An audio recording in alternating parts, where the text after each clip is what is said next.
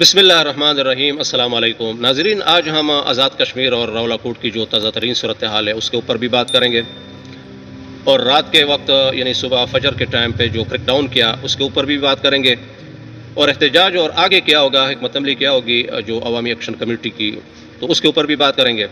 لیکن ناظرین، video start کرنے سے پہلے خواجہ آصف صاحب کا ایک ٹویٹ آپ لوگوں کے ساتھ شیئر کروں گا۔ خواجہ آصف صاحب اپنے ٹویٹ میں لکھتے ہیں کہ بات چیت کی ابتدا ریاست سے وفاداری اور مکمل اطاعت سے ہوتی ہے۔ ویسے ایک چھوٹی سی بات ایڈ کروں گا، خواجہ آصف صاحب، اگر جتنا اطاعت آپ نے باجوہ کی اور پاکستان کے اسٹیبلشمنٹ کی ہیں، اگر اتنا آپ نے اللہ رب العزت کی اور رسول کی اطاعت کی ہوتی، یقین کرو آج اس دور میں آپ ولی بھی ہوتے ہیں۔ چلو، آزاد کشمیر کے کچھ بہکے ہوئے بھائی جو آج کل کسی ایجنڈے پر چل رہے ہیں، وہ آئین پاکستان کے آرٹیکل 5 کو ضرور پڑھیں، جو ریاست سے غیر متزلزل وفاداری کا تقاضا کرتا ہے۔ لیکن اس سے بھی اہم اللہ تعالیٰ کا یہ ارشاد ہے۔ اب خواجہ آصف صاحب نے قرآن سے یہ ارشاد لے کے آیا۔ خواجہ آصف صاحب، اگر یہ آیت آپ جو اسرائیل فلسطین میں کر رہے ہیں اور یہ ٹویٹ کرتے، یقین کرو ہم بھی آپ کو اپریشیٹ کرتے ہیں۔ یا مقبوضہ کشمیر میں جو کچھ ہو رہا ہے اس کے اوپر یہ ٹویٹ کرتے اور یہ آیت پیش کرتے ترجمے کے ساتھ، تو یقین کرو ہم آپ کو اپریشیٹ کرتے ہیں۔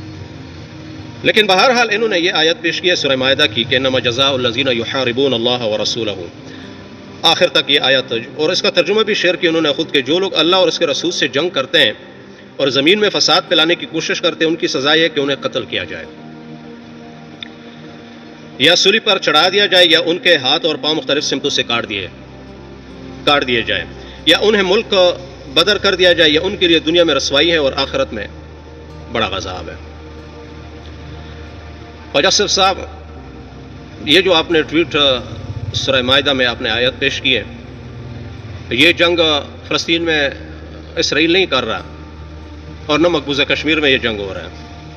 یہ آپ کے اپنے عوام ہیں، آپ کی طرح کلمہ گو ہیں، لیکن مسئلہ یہ ہے کہ وہ اپنے حق کے لیے کھڑے ہیں، اور اپنے حق کے اوپر آپ قرآن کی ایسے آیات جب سامنے لائیں گے تو میرے خیال میں ایک تو دین بڑا حساس مسئلہ ہوتا ہے، اس کے اوپر ہمیں بات نہیں کرنا چاہیے، کیونکہ دین سب کا حق ہے کہ سمجھنا بھی چاہیے، پڑھنا بھی چاہیے، لیکن اپنے مسلمان بھائی کے خلاف قرآن کی آیات پڑھ کر اور اس کے اوپر فتوے لگانا، یہ سراسر زیادتی۔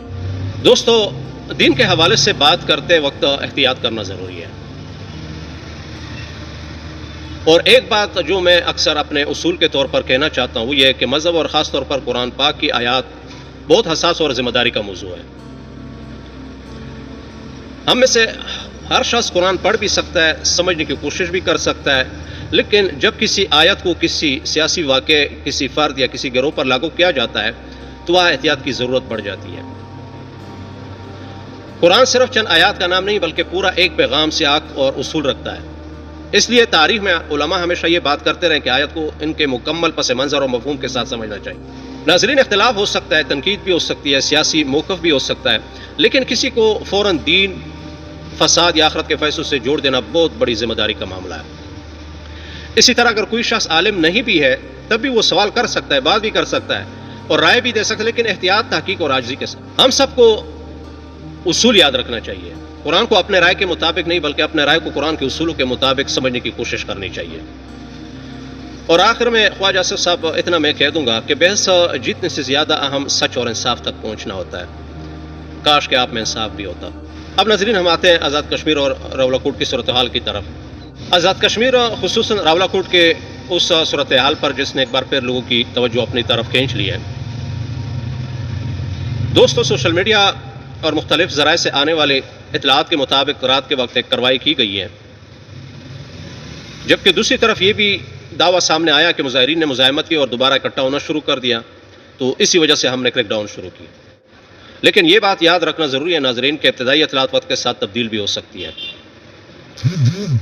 اس لیے ہم صرف دستیاب معلومات اور عوامی رد عمل کو دیکھ رہے ہیں۔ اب رپورٹس اور دعووں کے مطابق فجر کے وقت کارروائی کی گئی، یعنی کریک ڈاؤن کیا مظاہرین کے اوپر، اور یہ بھی کہا جا رہا ہے کہ اس وقت لوگوں کی تعداد نسبتاً کم ہوتی ہے، کیونکہ ناظرین راولہ کوٹ کشمیر میں سردی زیادہ ہوتی ہے اور پورا دن مظاہرے میں ہوتے ہیں، اور رات کو پھر آرام کے لیے لوگ زیادہ تر لوگ چلے جاتے ہیں۔ کچھ اطلاعات میں زخمیوں اور جانی نقصان کے دعوے بھی سامنے آئے، جبکہ دوسری جانب مکمل تصدیق میں مشکلات کی بات کی گئی، کیونکہ رابطوں میں رکاوٹ کی خبریں بھی سامنے آئی ہیں۔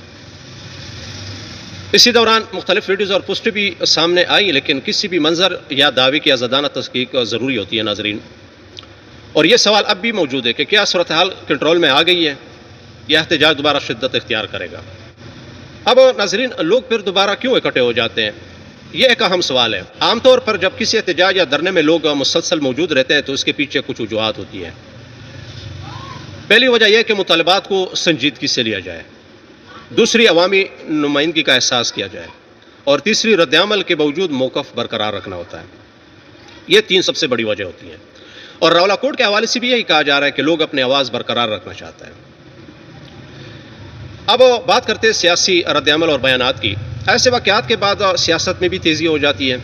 کچھ سیاسی رہنما سخت بیانات دیتے ہیں، کچھ مذاکرات کی بات کرتے ہیں، اور کچھ ریاستی اختیار کو ضروری قرار دیتے ہیں۔ یہاں ایک سوال پیدا ہوتا ہے ناظرین کہ کیا اختلاف رائے کا حل طاقت سے نکل جاتا ہے یا بات چیت زیادہ مؤثر راستہ بنتی ہے؟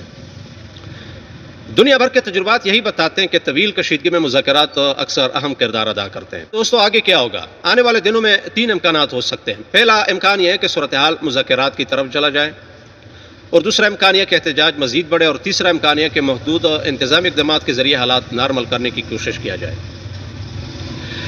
لیکن سب سے اہم چیز کیا ہوگی دوستو؟ درست معلومات اور غلط خبروں سے بچنا اور عام شہریوں کی حفاظت کرنا۔ تو ناظرین، یہ تھی آج کی مکمل صورتحال اور اس پر سامنے آنے والی جو مختلف زاویے۔ تو دوستو، آپ لوگوں کا کیا رائے ہے کہ کیا ایسے معاملات کا حل مذاکرات ہے یا حکومت کو سخت اقدامات کرنا چاہیے؟ اپنے رائے کمنٹس میں ضرور لے کے ملتے ہیں اگلی ولاگ میں ایک نئی ویڈیو کے ساتھ۔ اللہ حافظ۔